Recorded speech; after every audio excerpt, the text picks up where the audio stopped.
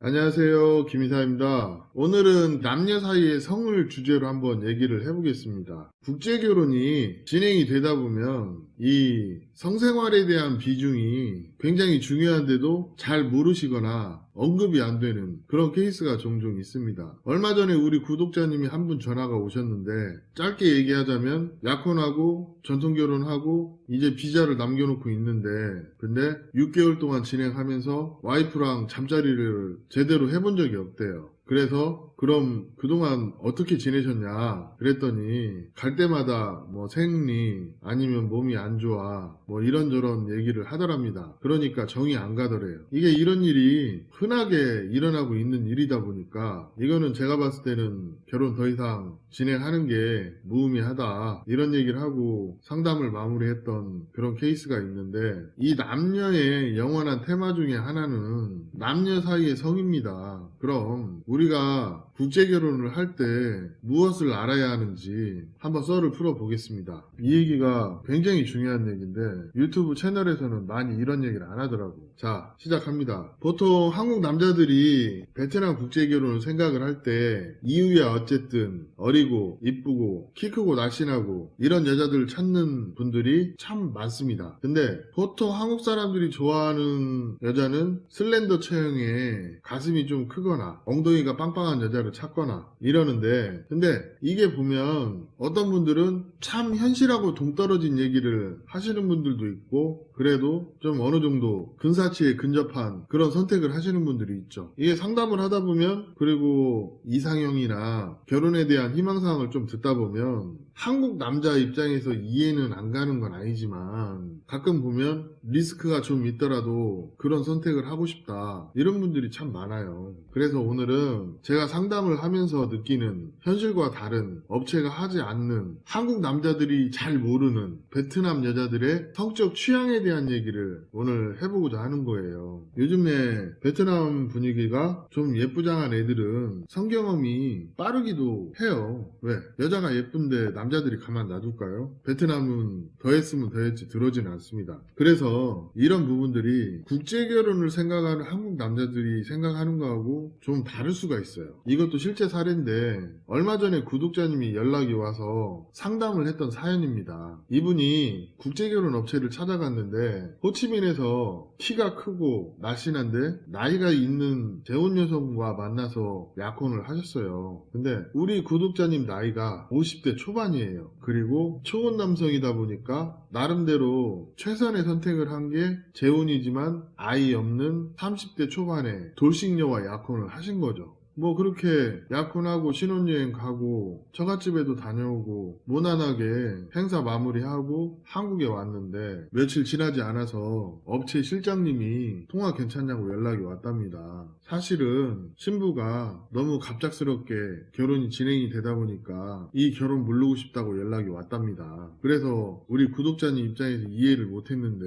이거 사기 결혼 아니냐 이런 걸 물어보시려고 저에게 연락이 왔었어요. 근데 좀 며칠 더 지나고 내용을 파악을 해보니까 약혼했던 상대 여성이 그 신혼여행 때 잠자리를 했는데 그 부분이 좀 걸리더랍니다. 그래서 자기는 솔직히 말해서 너무 안 맞다 보니까 더 이상 진행하기가 좀 그렇다. 그런 의견을 피력을 해서 결국은 재진행하기로 했다고 하더라고요. 제가 예전에도 건터 재혼 여성에 대해서도 한번 언급을 했었는데 한국 남자분의 러닝타임이 5분밖에 안 돼서 파혼했던 케이스가 있었거든요. 이것도 많이 순화해서 얘기를 했지만 우리 구독자님 말에 의하면 비슷하다고 합니다. 이게 구독자님 입장에서 직접 경험해보면 참 당황스럽기는 하겠지만 시대가 바뀌고 있고 예전에 당연하던 것이 이제는 당연하지도 않거니와 국제결혼에 대한 관념도 시대가 바뀌고 있으니까 그에 맞춰서 바뀌는 게 아니겠습니까? 그래서 웃으면서 그 여자분의 성적 취향이 그렇다니까 제 생각에는 이 정도쯤에서 끝나는 게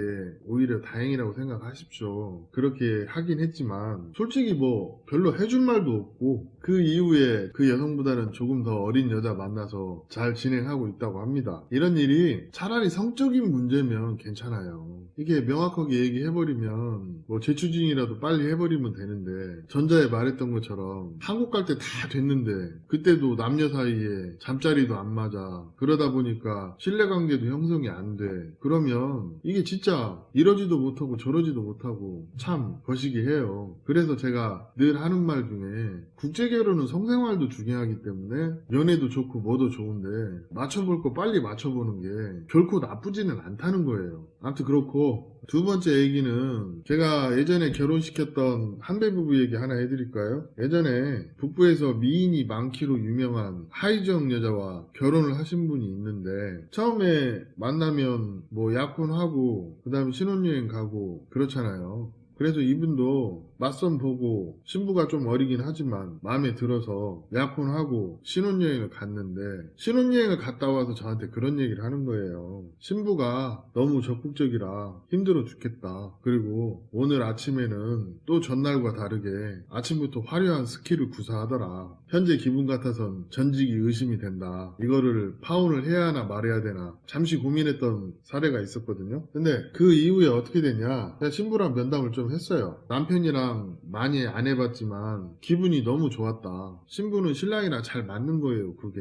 그러다 보니까 좋은 마음이 들었고, 또 남편이라고 생각하니까 최선을 다한 거라고 하는데, 신랑도 신부에게 미안하다 사과를 했습니다. 아무튼 그 첫날밤 해프닝을 잘 넘기고 그냥 술술술 잘 풀려가지고 지금은 2살짜리 딸도 있어요. 이게 보면 국제결혼 거창하게 보시는 분들 많은데 미래도 좋고 뭐도 좋아요. 근데 제가 남녀 사이에 성생활이 무엇보다도 중요하다고 하는 이유가 뭐냐면, 이 국제결혼에서는 남녀 간의 호감이라는 거는 지금 시대에서는 잠자리가 잘 맞는 것도 좋은 감정을 형성하는데 하나의 좋은 수단이 되기도 한다는 것입니다.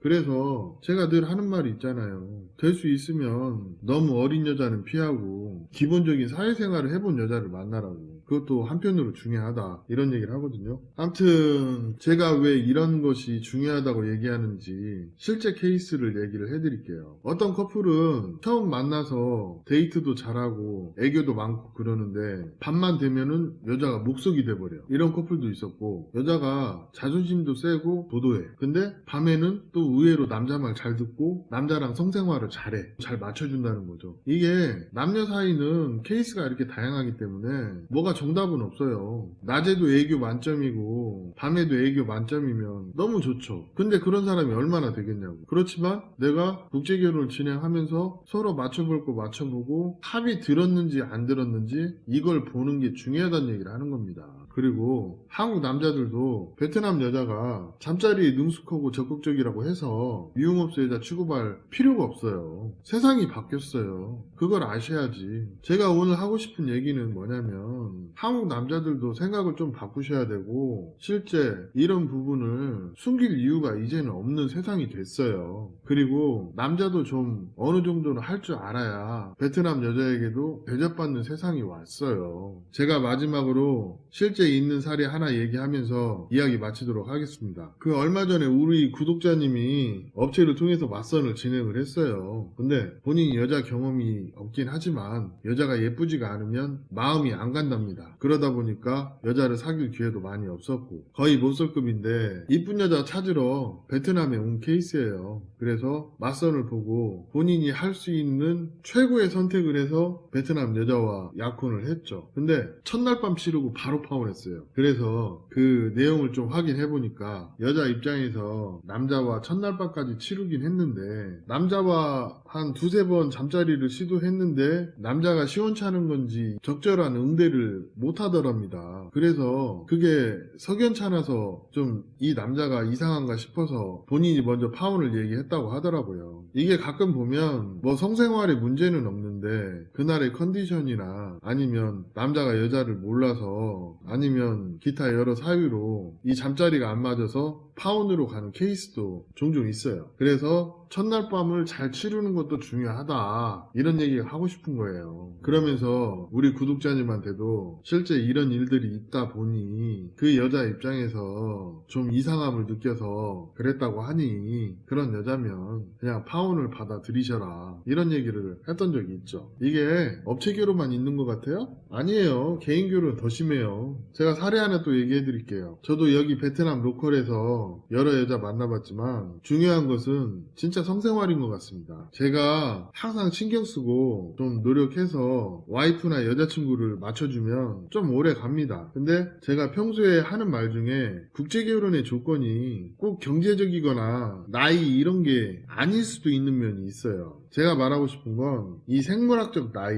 남자로서 피지컬, 남자로서 타고나는 정력, 그 다음에 숙련된 잠자리 기술 이런 것들이 여자와 관계를 형성하는데 굉장히 중요한 도구가 된다는 거죠. 예전에 이런 말 있잖아요. 어렸을 때 남자 많이 만나본 여자들이 결혼생활 잘한다고. 한편으로 생각해보면 이 남자 경험이 많은 여자들이 남자를 만족시킬 줄 아니까 그 남편들이 불만이 없는 거예요. 반대로 얘기하면 어떤 분이 그러대요. 온실 속에서 자란 50대와 잡초같이 자란 50대 중에서 누가 국제결혼에 적합하냐. 그래서 저는 단언코 잡놈들이 더 잘 산다. 이런 얘기를 하는 맥락이 남자들도 그만큼 여자 경험이 많으면 여자들이 만족하기 때문에 잘 살아요. 그리고 또 그 남자로서 경험이 여자가 뭘 원하는지 알기 때문에 국제결혼에 도움이 많이 돼요. 결혼생활도 이 틀에서 크게 벗어나지가 않아요. 국제결혼도 마찬가지고요. 요즘 시대가 여자도 자기 표현에 적극적이고 잠자리를 잘 한다 해서 그게 흠인 세상이 아닌데 예전 고리타분한 생각에 갇혀서 본인 스스로 베트남 여자 의심하고 부정적으로 생각하고 자기가 약혼한 여자 의심하고 이런 분들이 종종 있어요. 그것보다는 내 아내가 나한테 허심탄회하게 자신의 성적 취향을 얘기할 때 그걸 잘 들어주고 나도 그에 맞춰서 맞춰나가는 게 중요한 세상이 된 거예요. 그리고 예전에 가끔 보면 내 몸에 맞지 않는 옷처럼 어울리지 않는 여성을 선택하는 그런 분들이 좀 있거든요. 그게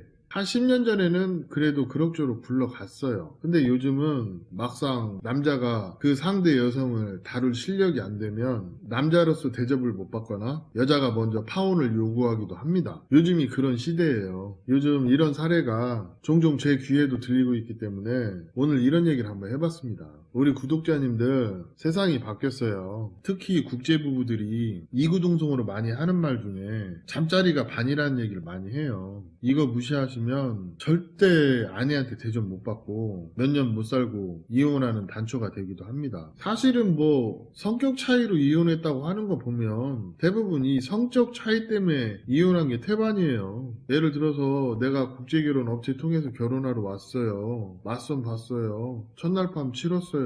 근데 부부지간에 그 잠자리가 너무 잘 맞아요. 그러면 남자들이 여자들이 틱틱거려도 잘 참아요. 그리고 여자들도 그게 잘 맞으면 남자가 뭐라 해도 잘 받아들이고요. 이런 게 좀 있어요. 물론 결혼하는 여성들 중에 상당수가 경험이 많지 않은 여자들이 결혼하다 보니까 처음에는 그런 게 중요하지 않을 수도 있지만 요즘에 베트남 한 달이 멀다고 가시는 분들도 많아요. 그런 분들이 왜 갈까요? 결론은 그거예요. 제가 봤을 땐 부부지간에 잠자리가 안 좋은 사람들은 남자가 베트남에 잘 안 와요. 솔직한 얘기로 뭐 어떤 미션을 하러 가는 건 아니지만 어떤 보상이 있으면 남자도 가고 싶겠지. 저 같아도 그럴 것 같아요. 갈 때마다 와이프가 잘해줘 밤에. 그러면 한 달에 한 번씩이라도 갈 것 같아. 근데 뭐 가도 뭐 잠자리를 하는 것도 아니고 전통결혼 해도 시원찮고 한국에 초청할 때까지도 그 잠자리 문제가 해결이 안 되면 그거는 앞으로도 해결 안 될 확률이 많기 때문에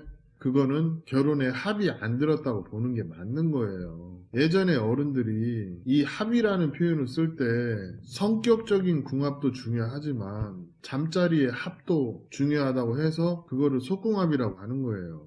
이거 무시 못해요. 결론은 뭐 어떻게 하다 보니까 부부지간의 속궁합 얘기를 한 것처럼 보이지만, 제가 오늘 아내의 성적 취향을 존중해야 한다는 이 말을 하는 가장 큰 이유가 뭐냐면, 남자가 이런 부분까지 디테일하게 맞춰줄 수 있으면 충분히 여자한테 대접을 받을 수 있고, 또 실제 와이프한테 존중받고 배려를 받는 한국 남자들의 상당수가 이런 부분에 대한 고려도 충분히 해서 와이프를 맞춰주고 있기 때문에, 성공한 결혼 생활을 하시는 분들의 어떤 조언을 받들어서 이런 부분이 중요하니까 구독자의 요청을 듣고 오늘 이렇게 영상을 올리게 된 겁니다. 그리고 한국 남자들 중에 상당수가 베트남 여자와 결혼할 때 자신의 소유물쯤으로 취급하면서 생각하시는 분들도 있는데, 이제 많이 바뀌어야 돼요. 베트남 아내가 인생의 동반자지 어떤 소유물이 아니라는 거죠. 저에게 상담하시는 분 중에서 제일 한심하신 분이 저에 대해서 잘 알지도 못하면서 그쪽은 회사 시스템이 어떻게 되고 몇 명의 여자를 보여줄 수 있냐, 이런 얘기 먼저 하시는 분들이 있거든요. 그거는 한편으로 보면 참 후한무치한 생각이지. 이런 분들은 한편으로 자기 마음속에 내가 돈 내면 결혼할 수 있다, 이런 마음이 깔려있고, 또 현실을 모르는 그런 하수들이 그런 생각을 하는 거죠. 사람은요, 그 한 사람 한 사람마다 다 가치가 있습니다. 30명 50명 보는 게 중요한 게 아니에요. 그만큼 갖춰진 여자를 만나는 게 중요한 거지. 그러니까 아직도 몇 명 보여주냐, 이거에 목숨 걸고 많이 보여주는데 가는 거죠. 아니 뭐 30명 보여주고 50명 보여주고 70명 보여주면 뭐합니까? 전설의 엘프 하나 보여주면 끝나는 것을. 사람 마음이 그런 거예요. 요즘 전반적인 트렌드가 여자들이 이 성적인 부분에 대해서도 표현을 자유롭게 하다 보니까 평소에 아내와 이런 부분을 스스럼 없이 공유하고, 그러면서 내 아내의 성적 취향도 이해하고, 그렇게 해야 서로 만족하는 성공적인 결혼 생활이 되기도 하기 때문에, 이런 부분에 대해서도 알고 결혼하시라고 오늘 이렇게 영상을 만들어 봤습니다. 이 내 아내의 성적 취향을 맞추는 문제는 뭐 하루 이틀 만에 해결이 되는 문제는 아니겠지만, 한편으로는 국제결혼 피해 예방에도 도움을 주고 있기 때문에 오늘 이런 얘기를 해봤습니다. 오늘 이야기는 여기까지 하겠습니다. 감사합니다.